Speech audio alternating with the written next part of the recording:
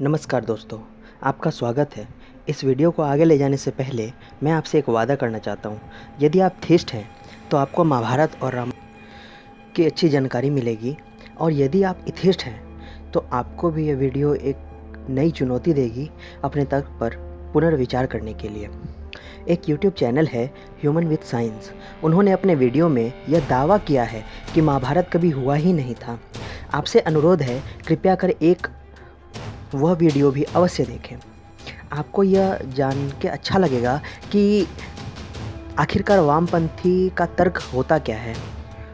उनकी रिसर्च अच्छी है वैसे, परंतु उनके सभी तर्कों का वितर्क आपको इस वीडियो में अवश्य मिल जाएगा। तो इस वीडियो को पूरा देखें। अगर पसंद आए तो एक लाइक, और पसंद ना आए तो डिसलाइक करके कमेंट ज़रूर करें। आपको आपके सवाल का जवाब अवश्य मिलेगा।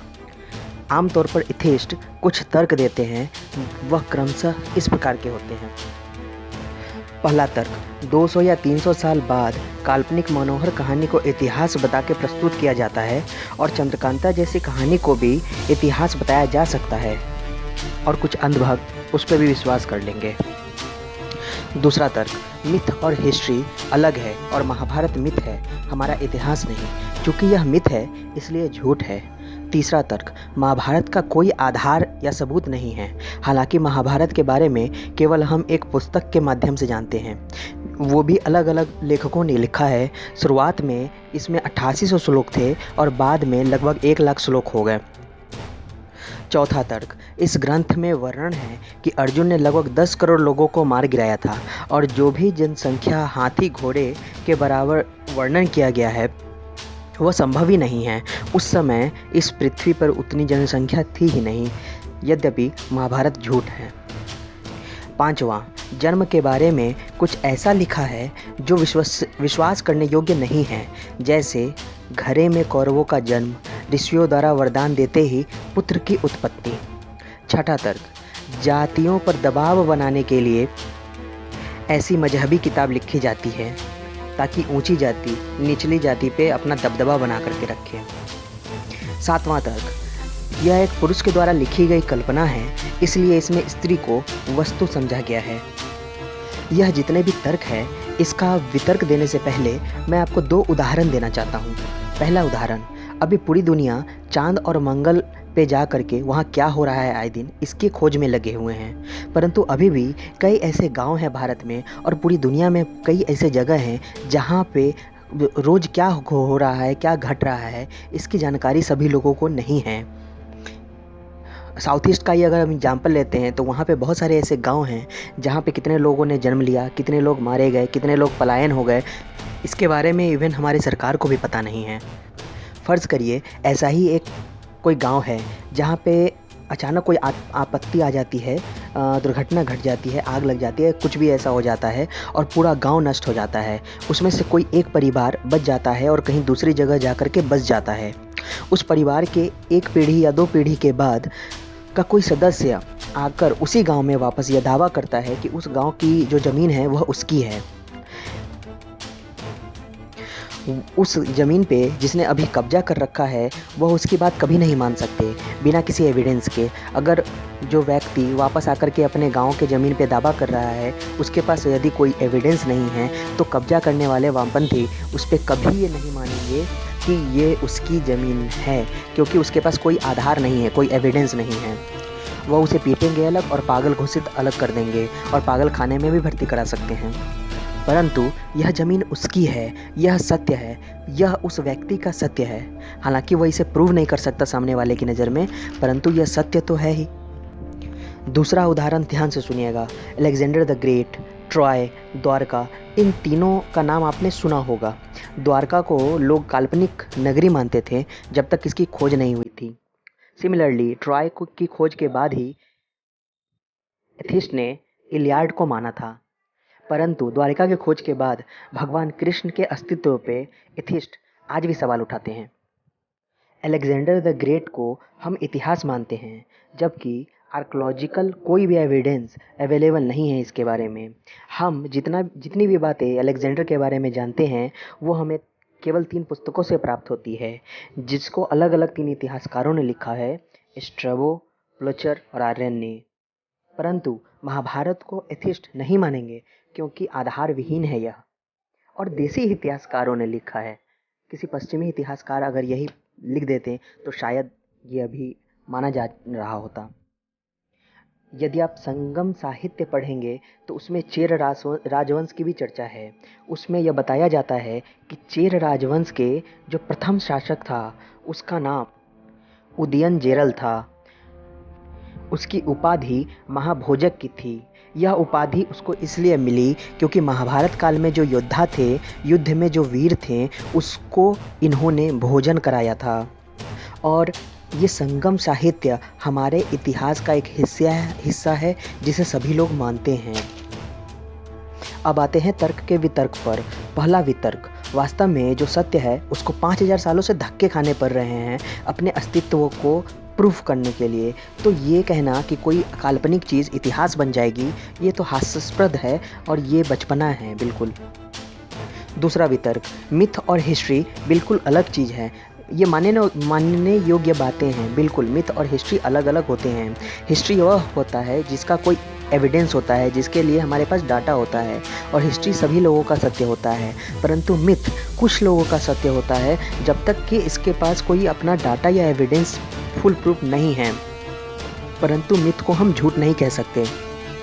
फॉर एग्जाम्पल, इन्फिनिटी रियल तो है, प्रूवन नहीं है। हालांकि on the basis of infinity science ने कई सॉल्यूशन दिए हैं, परंतु इन्फिनिटी के रियलिटी का सॉल्यूशन अभी भी नहीं है। तीसरा वितर्क, अलेक्जेंडर के बारे में तो मैंने बता ही दिया।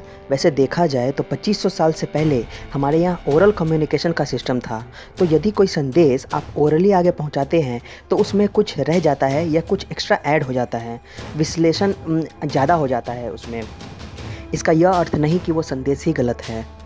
तो जैसे जैसे इसके इतिहास के बारे में पता चलता गया, अलग अलग इतिहासकारों ने इसके बारे में अलग अलग बातें लिख दी, और जिस वजह से ये 8800 श्लोक से 1,00,000 श्लोक होकर के चला गया।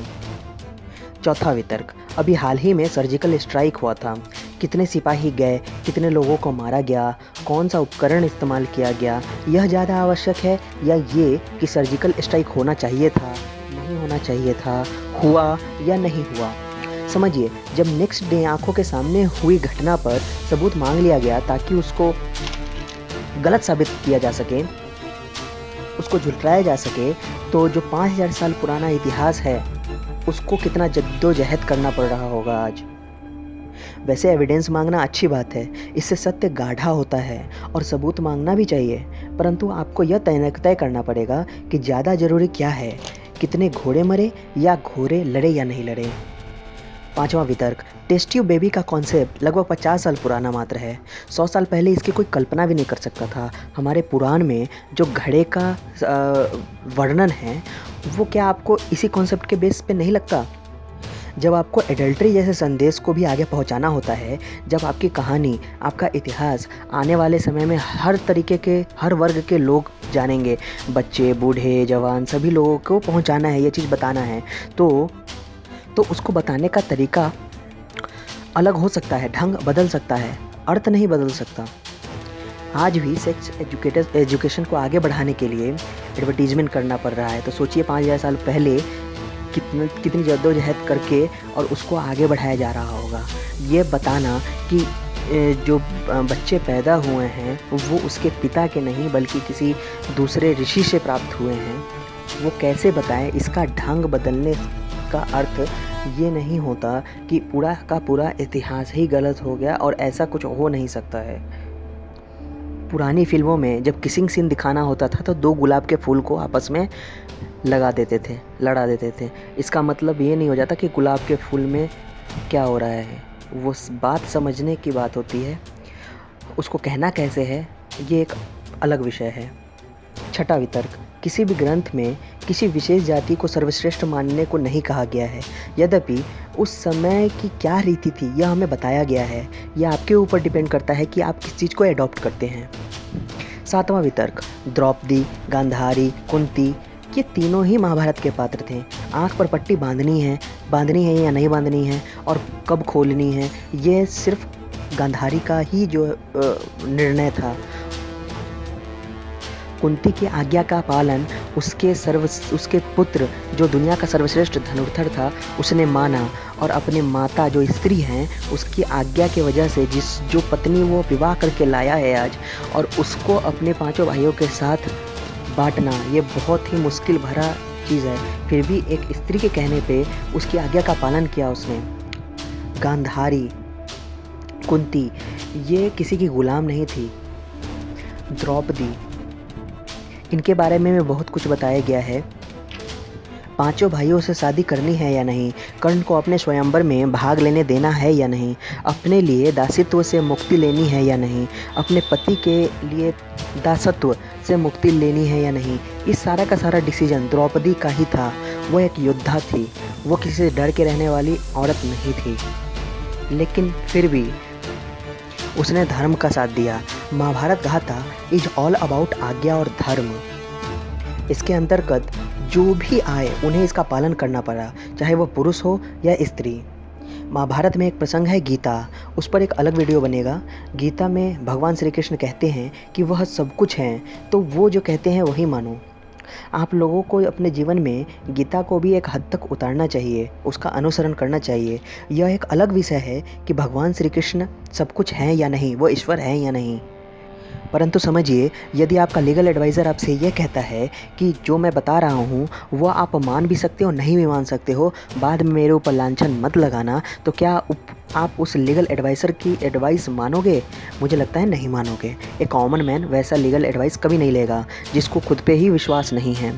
तो समझिए, एक दुनिया का सर्वश्रेष्ठ धनुर्धर को एडवाइस करना कितना मुश्किल होगा। उसके लिए कृष्ण को कहना पड़ा होगा या नहीं कहना पड़ा होगा कि वो जो कह रहे हैं वही सत्य है, वही सब कुछ है। ये सभी समझ का फेर है। बस जाते जाते बस एक बात कहना चाहता हूँ, हमारा इतिहास दो तरीके के